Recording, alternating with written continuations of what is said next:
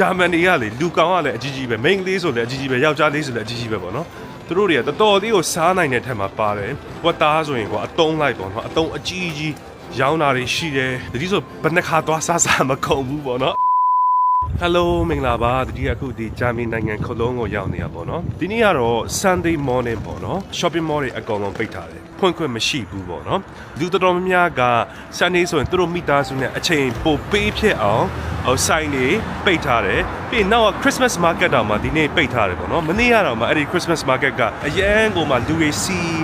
ကြွကြဲပြီးမှတော်တော်လေးကိုရှောက်တယ်လို့ကောင်းတယ်ဒီနေ့ကျတော့ပိတ်ထားတယ်အစတည်းကအဲ့ဒီ Christmas market လေးကိုလိုက်ရိုက်ပြမလို့ပေါ့နော်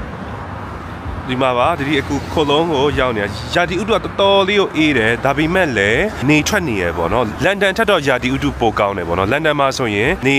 ခဏမထွက်ဘူးဒီကိုရောက်တဲ့3ရက်လုံးလုံးကနေထွက်တယ်ရာဒီဥတုကတော့0ကနေ -1 အဲ့ဒီဝန်းကျင်မှာရှိပါတယ်ပေါ့နော်အဲ့တော့ Sunday morning တော်တော်လေးတာရပါတယ်ဟိုဘက်ချမ်းမှာ Christmas market ရှိတယ်ကျွန်တော်တို့ Christmas market ကိုအတူတူသွားလိုက်ရအောင်ပေါ့နော်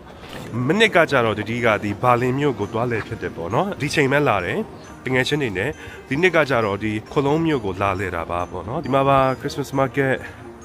ဒီဆိုင်တွေလေးတွေကဒါ Christmas အတွက်တိစောက်ပြီးထားတဲ့ဆိုင်တွေဖြစ်ပါတယ်ပေါ့နော် tourist တွေကလည်းပိတ်ထားမဲ့မန်းကိုမတိကြအောင်မတိကြတဲ့ခါမှာဒီကိုလာကြတယ်အခုနောက်တော့ security 2ယောက်ကိုပေါ့နော်အဲ့ဒီ2ယောက်ကိုမေးလိုက်တဲ့ခါမှာဒီနေ့ပိတ်တယ်ပေါ့နော်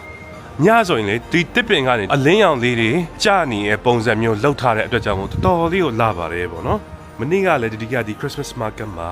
သူတို့ရဲ့ဂျာမန်အစားအစာလေးတွေစားလိုက်တယ်ပြီးရင်ဂျာမန်မိုးဝိုင်ပေါ့နော်ဝိုင်လေးတစ်ခွက်တောက်လိုက်ပါတယ်ပေါ့နော်ယူရိုပနိုင်ငံတွေထဲမှာဆိုရင်ဂျာမနီကတော်တော်လေးကို Christmas ကိုတန်ဖိုးထားတယ်ပေါ့နော်သူတို့ဘယ်မြို့ကိုပဲတော့ Christmas ဆိုရင်အကြီးကြီး celebrate လုပ်ကြတယ်အဲ့လိုမျိုးပဲ Australia မှာလည်းလုပ်တယ်ပြင်သစ်မှာလည်းလုပ်ကြတယ်ဒါပေမဲ့ဂျာမနီနိုင်ငံမှာပိုပြီးမှကြီးကျယ်လို့ဒီထင်တယ်ပေါ့နော်အဲ့ဒါကြောင့်မို့ဂျာမနီဆိုရင်လူတော်များများက Christmas ကိုလာလဲကြတယ်မနေ့ကဆိုဒီမှာလမ်းအောင်ရှောက်လို့မရဘူးလူအပြည့်ပဲနောက်တစ်ခုသတိထားမိတာကဂျာမနီကိုလာပြီဆိုရင်သူတို့ရဲ့အစားအသောက်ကလေဖိုးရှင်းကအကြီးကြီးပဲဘလို့မှစားလို့မကုန်သူတို့ဂျာမနီနိုင်ငံကထိုင်းဆိုင်ကိုတွားဗီယက်နမ်ဆိုင်ကိုတွားဂျာမန်အစားဆိုင်ကိုတွားပေါ့နော်သူတို့ရဲ့ဖိုးရှင်းကလေအကြီးကြီးပဲအဲ့ဒါကြောင့်မို့ဂျာမန်တွေကလေလူကောင်ကလည်းအကြီးကြီးပဲမိန်းကလေးဆိုလည်းအကြီးကြီးပဲယောက်ျားလေးဆိုလည်းအကြီးကြီးပဲပေါ့နော်သူတို့တွေကတော်တော်လေးကိုစားနိုင်တဲ့ထက်မှာပါတယ်ဝတ်သားဆိုရင်ကွာအတုံးလိုက်ပေါ့နော်အတုံးအကြီးကြီးရောင်းတာတွေရှိတယ်ဒီဆိုဘယ်နှခါသွားစားမကုန်ဘူးပေါ့နော်ဒီတစ်ခေါက်ကတော့မစားဖို့ဆုံးဖြတ်လိုက်တယ်ဒီ trip မှာပေါ့နော်အရင်တော့ဆိုရင်လာတိုင်းလာစားပါတယ်ဒီကအခုဂျာမနီကိုရောက်နေတာ3ရက်ရှိပါပြီဒီနေ့ပြန်มาပါနောက်တစ်ပတ်ဆိုရင်